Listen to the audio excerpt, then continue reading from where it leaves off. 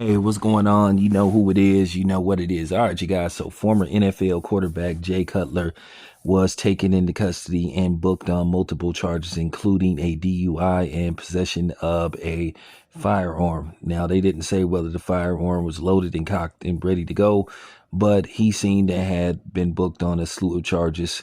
Now, usually, how this goes, they will book you on multiple charges, but and all likelihood, depending on how many times you interacted with the law, they'll drop most of them and they will try to get you on the major ones.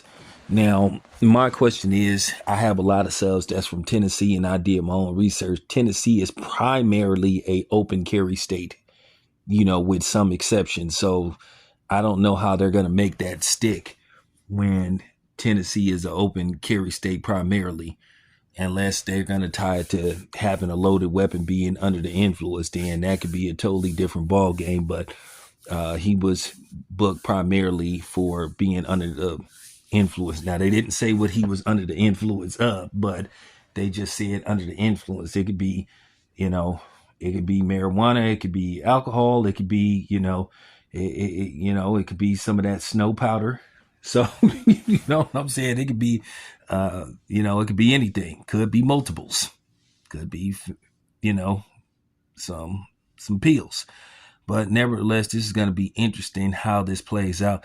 And I want to see if mainstream media are going to pick this story up or they're going to ignore it. But then again, in all likelihood, this is not going to receive a lot of traction because of Jay Cutler being part of the, complexion protection squad. He has the complexion protection card. Now, I will say this much. I remember Jay Cutler as a quarterback. Jay Cutler had a hell of an arm. I'm talking about that dude had a cannon of an arm. You know, he was a solid quarterback. He was solid. He was a little bit past. He was a little bit past good. You know, but he just never was the type of quarterback that you thought could lead a team to a championship and something like that. I remember how basically the situation in Denver went down, where basically he forced his way out of Denver because he found out that they were secretly trying to trade him anyway behind his back. And basically he got pissed off and he was like, well, since you tried to secretly trade me, you're going to trade me.